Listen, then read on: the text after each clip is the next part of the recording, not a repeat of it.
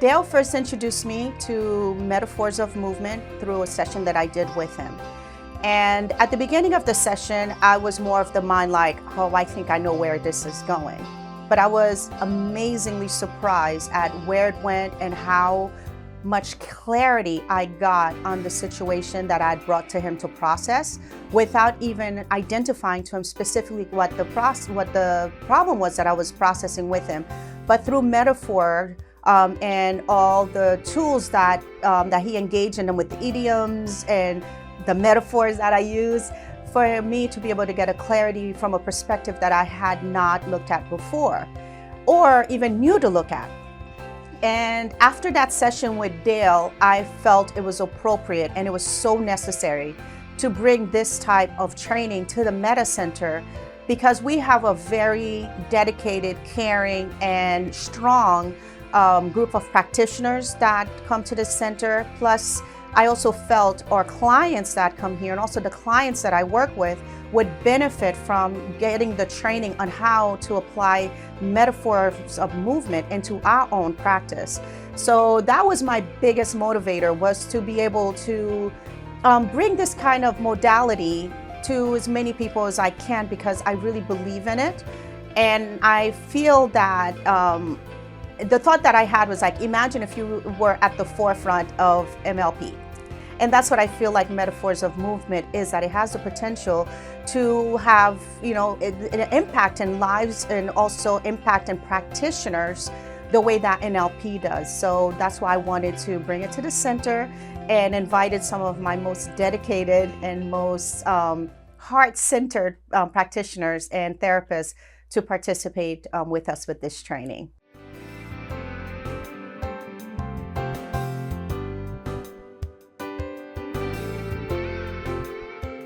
So this is going to be a great opportunity for, one, you guys to apply this to yourselves throughout the course. Now, this work can be content free, so you don't need to say what you're working on, what specifically, how specifically, any of that stuff. And as much as there might be sort of shares and realizations you might have, I'm just conscious that I want to make sure this is as effective and efficient as possible. So if you are telling too much or sharing too much, I may cut you short, because we've got a lot of stuff to cover that's a lot of fun. But we're going to be working on ourselves, and it's going to be fun, but then you can have this, you can get the realizations for yourself, and then you can see how you can use it with other people. Okay, I'm going to give you a bit of a history of Metaphors of Movement. So Metaphors of Movement was created by Andrew Austin. Andrew Austin is a British guy. He originally trained as a nurse and ended up working within neurosurgery. His background is actually, he studied a lot of like the magic and mystical arts of things. He studied NLP, he studied Jungian philosophy. He's very, very, very well read. And a lot of this stuff is always tried and tested. He doesn't just, okay, this works. It's like, no, there needs to be like decent research behind it to make sure that he's got solid proof that he's actually creating change. Because a lot of the challenges within a lot of the personal development disciplines is sometimes it works, sometimes it doesn't. So it's okay, what's effective, what's sufficient, and what resonates with people. So the first thing we're going to look at is, okay, when we're looking to work with people, when we talk to clients, you say, okay, well, what's the problem? What's your issue? Now, a lot of clients will say, well, I'm feeling this way, I'm feeling quite emotional, I'm feeling quite distressed. Other clients will come to you and it's like, well, my doctor said, or my professional said, or I've realized that I have this. They've done effective Googling to find out what their problem is. This is what I've got. And you've also got some people who say, well, it's because nobody likes me, or it's because my like that being effective things, be it playing the victim, so to speak, or blaming others. And one of the things that Metaphors of Movement looks at is, okay, well, how can we move past all of that? So what I'd like you all to do, we're going to jump into our first group exercise.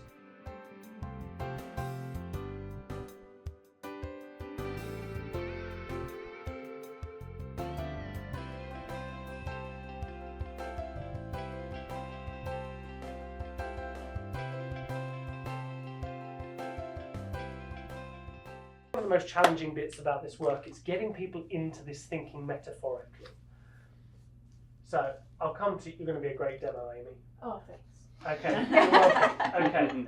So emotions We've got diagnosis. And then we've got cause, effect. And by cause effect, I mean, oh, it's because of this, it's because of that, it's because of the other. Okay? So, where's Amy gone? She's right There. I'm blind. hiding. Okay, cool. So, if I was talking to a client, if Amy was my client, okay, so coming in late, this lateness is crappy. Okay, well, that's not what I asked for, Amy. You're telling me that's a feeling, it feels crappy, and I get that, but what's it like? Like I'm upset with myself. Oh, no, that's an emotion. I don't want to know an emotion, I want to know what it's like. What is it like? Yeah. Uncomfortable. My No, heart I get that. hurts. That you're a really great feeling. You really are. But I don't want to know how it feels inside. I don't want to know all that internal. I want to know what it's like. What it's like. Yeah.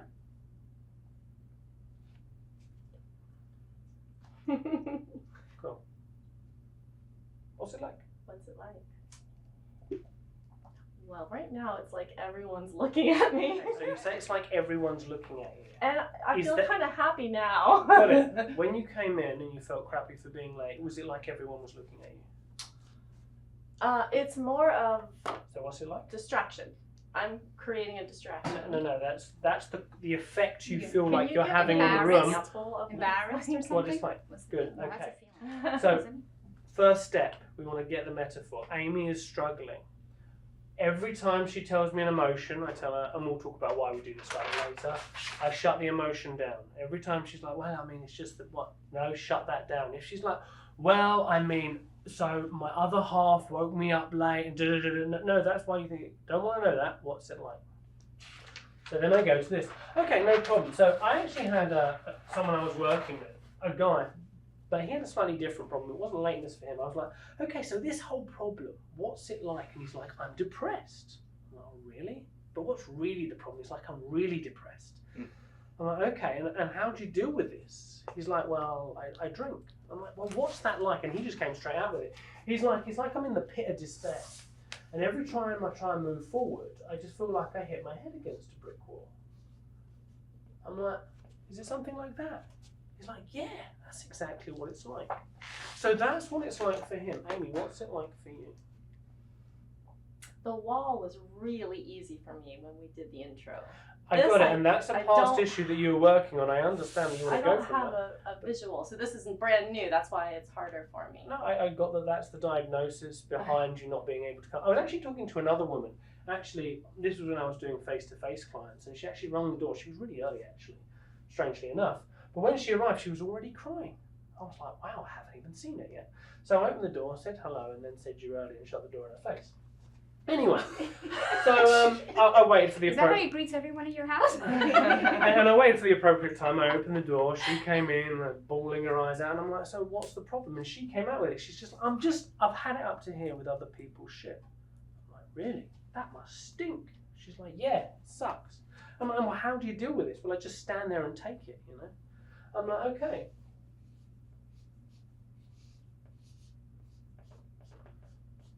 That's what it's like for you. And she's like, yeah, that is what it's like for me. Standing up to there in a pile of other people's shit. So Amy, this being late, this coming in, what's it like for you? Like I'm tired of disappointing myself and others. Okay, cool. Well, that's how you feel about it, and that's you Yeah. reflecting on, okay, I could have done better. So you coming in late, what's that like? Heavy. Heavy. Like a brick. There's a brick. Okay, cool. So There's it's another heavy. brick, another Okay, wall. so heavy like a brick. Can we hear how that is metaphorical? Heavy like a brick. That's what we're after. Cool. So that is heavy like a brick. And I'm guessing it's on her shoulders from her gestures. Heavy like a brick. Cool. Make sense? So what I'd like you to do now is I'd like you to, we're going to start drawing this out. Most people drawing is rubbish, it's totally fine. Drawings only get worse. So what we're going to do is you're going to go back, you're going to confirm, okay, so what's that like? And they should say something similar like that. If they give you an emotion, so no. So for example here, where is it? It's like a nervous energy. No, that's an emotion. You might already have it. I think that's emotion and also analytical, because for me describing it that way is situational nervous energy is an analytical statement about the actual feeling. Exactly, it's dissociated. It's like maybe yeah, so, yeah, which is a diagnostic. Okay, okay. well that's what you've assumed that it is. That's your diagnostic of the situation. Yes. Don't want to know that. What's it like? What's it like? Okay, pause. I'm going to let you do the exercise and get Okay. through that. Okay, cool.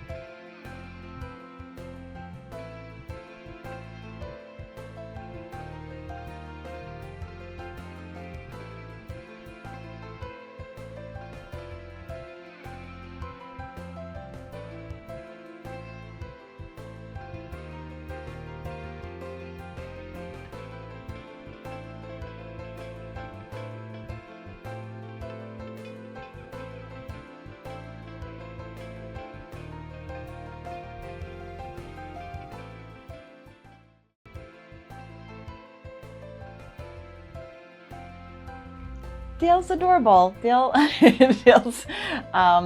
he keeps it fun. He keeps it real. There's not a lot of pretense. Just a very authentic instructor interaction with those of us who are assembled here. He's an easy to learn. He's easy to listen to. He explains things in different ways that it's easy for you to understand. It doesn't matter what level you're in. Dale is great to sit there and have patience to teach you in different ways for you to comprehend it.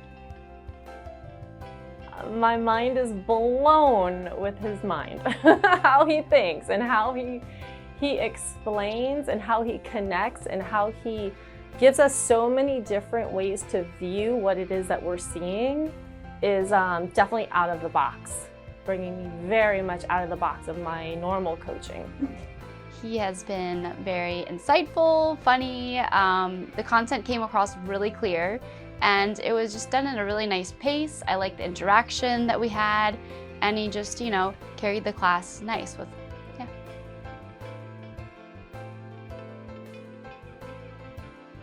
I already have a few clients in mind that I'm super excited to try it with. I feel like that will unfold. I'm a little bit, curious myself as to, where is this going to deepen the practice that I'm already, doing with my clients.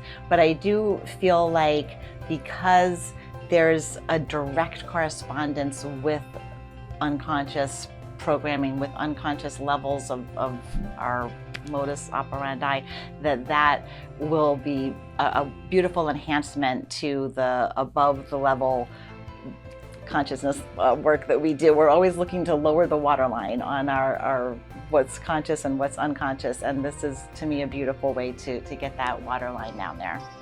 Absolutely, both, very much so. I personally see my husband and I doing this together and having fun with it, and it being a new way to bond and understand each other. So in my relationship, and then absolutely with my clients, I see it as the rapport that will be built as I reflect back to them what they're saying in a whole different way is just going to connect us, even though we're going to be perfect strangers when we first meet, but it's going to connect us so fast. It's going to be amazing, amazing, yeah.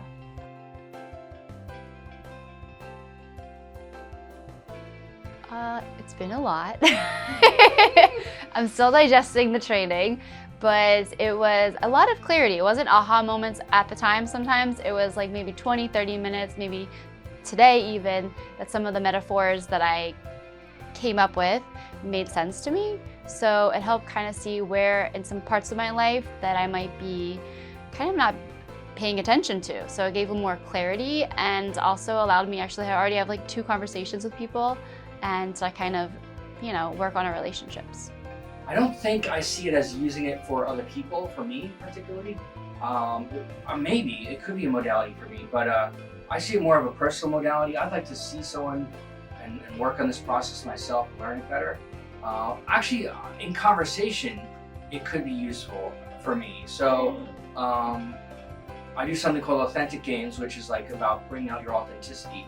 And sometimes if you don't want to talk about a subject, an idiom is a very good way to do that. So so I think like the whole question, what does that feel like? You know, it opens doors, or you know, and what is what does that look like, or whatever the case may be. Yeah, what is that like? Yeah, that's right.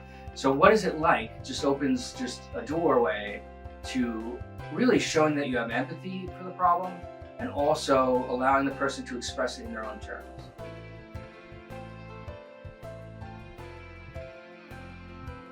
I love the energy here. My beautiful friend Daphne, I have known for many, many years.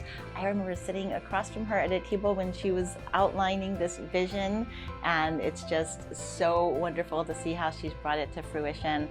I relate to her on a mama bear level. She takes care of her tribe like I like to do. She makes sure everybody is comfortable and loved and attuned to, and all of her events, I'm sure, are equally beautiful. Meta Life Center for me is very special to my heart. Along with the community, is very important. To me, community is love, compassion, understanding, growing, and you get that here with Meta Life.